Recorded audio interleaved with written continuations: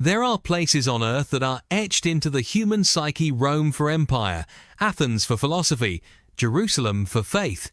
But buried deep in the Horn of Africa lies a nation that predates them all: Ethiopia. It is a land of origins, the place where the oldest remains of our ancestor Lucy, Australopithecus afarensis, were discovered, stretching our recorded ancestry back 3.2 million years.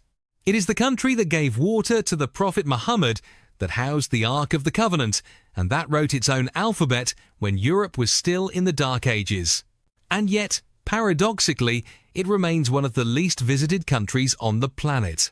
Ethiopia is the cradle of civilization where, for countless reasons, logistical, perceptual, and political, almost no one travels.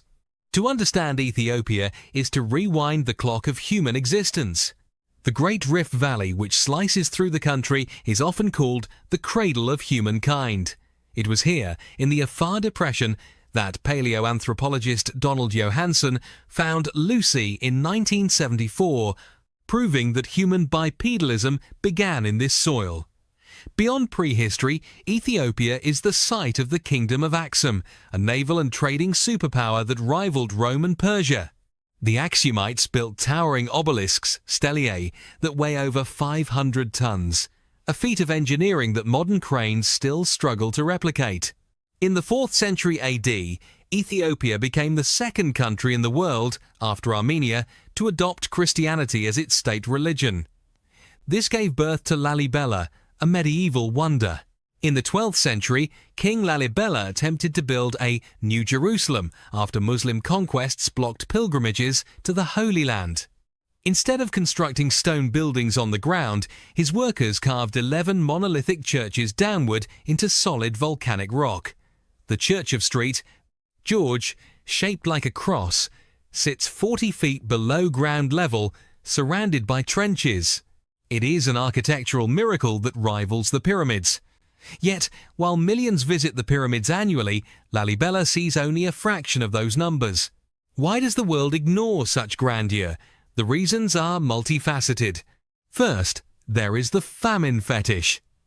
For Westerners, Ethiopia is tragically synonymous with the 1984-85 famine and the Live Aid concerts. Bob Geldof's Do They Know It's Christmas painted a picture of a barren, hopeless wasteland. That image persists stubbornly in the global consciousness, even though modern Ethiopia is lush, productive, and agriculturally diverse. Tourists often arrive expecting dust bowls and find rolling green highlands, coffee plantations, and lakes. Second, there is the issue of accessibility and infrastructure.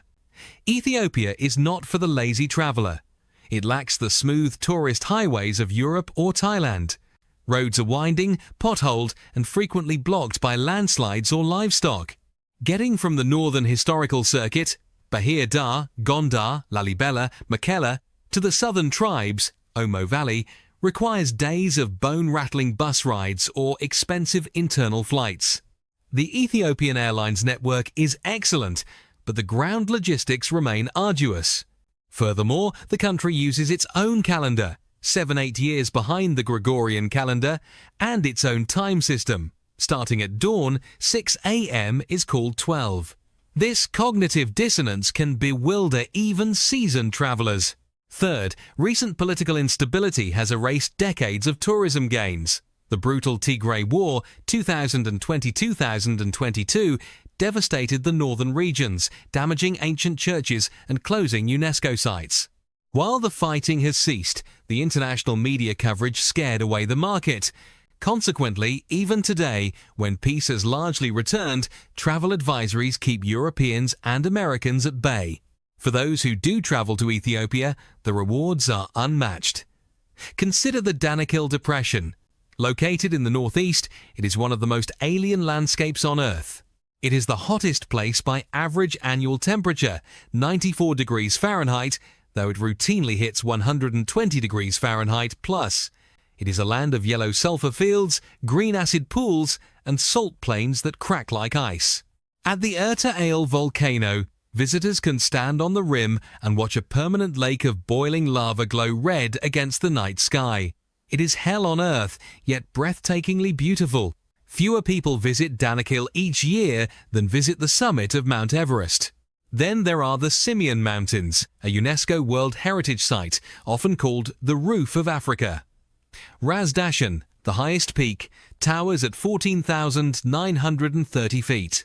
Here, gelada baboons, sometimes called bleeding heart baboons for the red patch on their chests, graze on grass like sheep, oblivious to the tiny number of hikers who pass by. The trekking here rivals the Andes or the Himalayas, but without the crowds. Finally, consider the Omo Valley. This southwestern region is perhaps the most culturally isolated place on the continent. Dozens of indigenous groups, the Hema, Mercy, Karo and Dasanek, live as they have for millennia. The Mercy women wear clay lip plates. The Hema men leap over cattle to prove their manhood, the Ukuli bull jumping ceremony. While tourism exists here, it is fragile and controversial. However, compared to the mass cultural tourism of Southeast Asia, the Omo Valley remains a frontier. It would be dishonest to say Ethiopia is entirely safe or easy. Petty crime exists. Scams in Addis Ababa's Mercato, the largest open-air market in Africa, are common. Some remote areas still simmer with ethnic tension. The government's human rights record is checkered, but these issues exist in popular destinations like Italy, pickpockets, or Mexico, cartels, as well. The difference is perception. Ethiopia suffers from a branding problem. It is viewed as dangerous Africa rather than historic Africa. Yet, for the traveller who speaks to locals who share a cup of bitter, ritualistic coffee, Ethiopia is the birthplace of Coffea arabica. The warmth is overwhelming. The Orthodox Christian festivals, Timkat Meskel, are joyous explosions of colour and chant. The food, injera sourdough flatbread with spicy wat stews, is unique and delicious. Ethiopia is not a destination, it is an education. You do not go there for a beach holiday or a shopping spree. You go to stand where humanity first stood. You go to descend into a rock church to light a candle in silence. You go to sweat in the Danakil and freeze in the Simians. It is a difficult, frustrating, sometimes chaotic country. But the very fact that no one travels there is precisely why you should. In an era of over-tourism where Venice is drowning in cruise ships and Machu Picchu is rationing tickets, Ethiopia offers something priceless: solitude in the face of eternity. The cradle of civilization is still waiting, patient and quiet, for the world to wake up and remember.